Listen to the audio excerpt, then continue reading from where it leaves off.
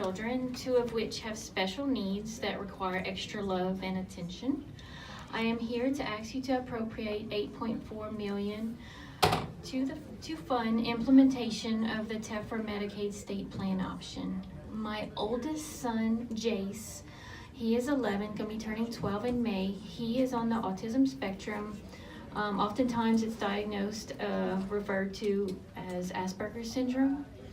He currently takes numerous medications daily, undergoes 10 to 13 hours a week of applied behavior analysis therapy.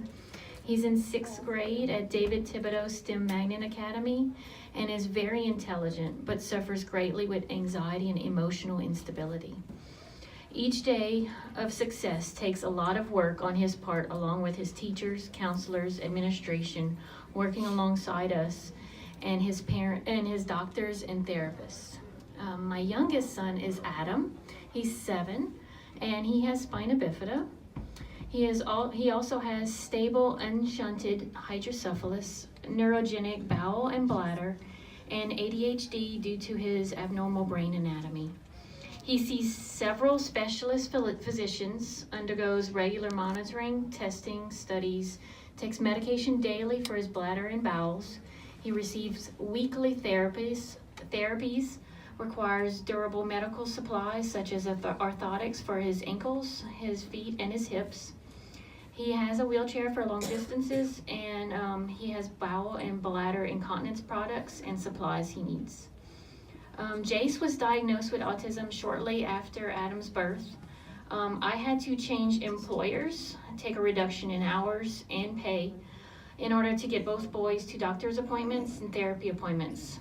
Due to this drop in income, we were scarcely eligible for the secondary Medicaid coverage for the boys from 2012 to 2018, and it was an immense help. It afforded us the opportunity to provide Adam with additional physical and occupational therapies, which helped him to succeed in his physical and occupational developments. It paid for his bladder incontinence supplies, his bowel continence program products. It helped us to defer the high cost of the out-of-pocket amounts from Jace's expensive psychological medications, his ABA therapy bills, and all of Adam's expensive orthotics that he uses daily for mobility independence. It helped us to afford Adam's first wheelchair at 4 years old.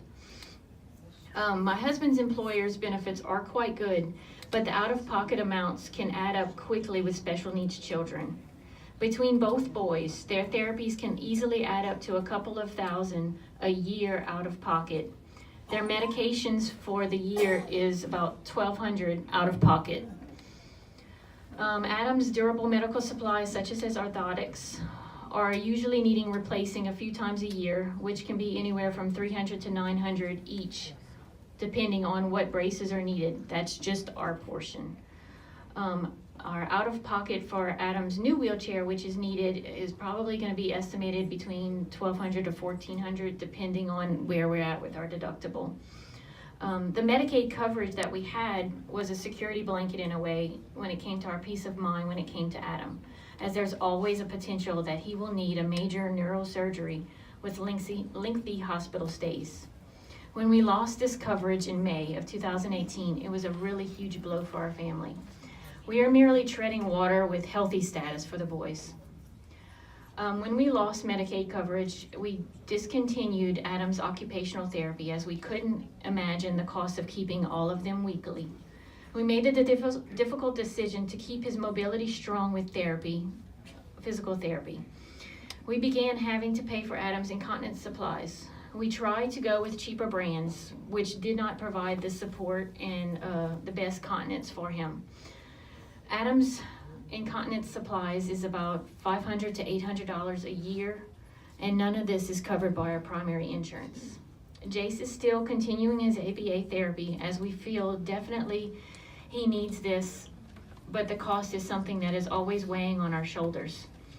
Jace's psychologist is out of network, therefore we pay her completely out of pocket, since our benefit plan pays $0 for out of network. Since he's a long time patient, we negotiated a lower visit of $100 each time. He sees her every 3 months, but possibly more when needed.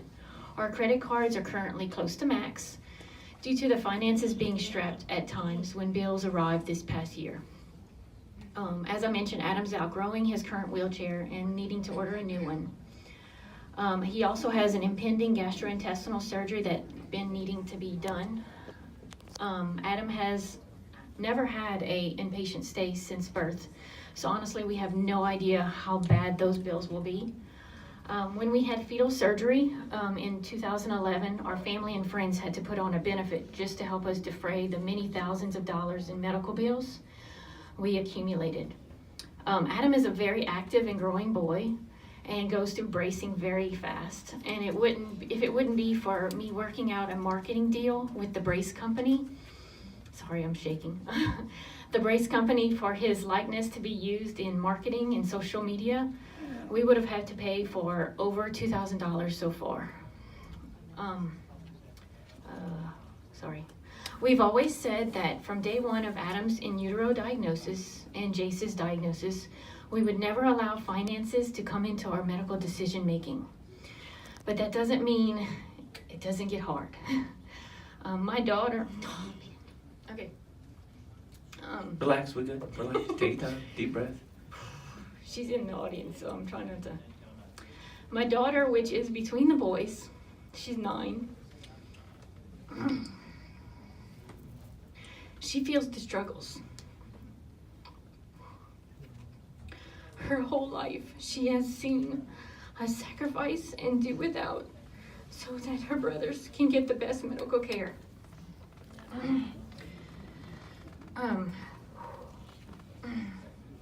Recently, she had to have her tonsils taken out, and I knew I needed to get that done before the new deductible started up, and luckily her brothers had met it. So she had tonsillectomy the day after Christmas, because that was the only day we could get it scheduled before the new deductible started. And she didn't complain once that she lost her Christmas break to recovering from a surgery. We will continue to do what we need to do daily for our kids. We have no choice. They deserve the best and to have a great life. If that means exhausted, overworked, and stressed out parents, that's what it's going to take. It's unfortunate. Please help us to continue to provide our children the best quality of care, to continue their best quality of life. Thank you. Thank you, ma'am. Yes, ma'am.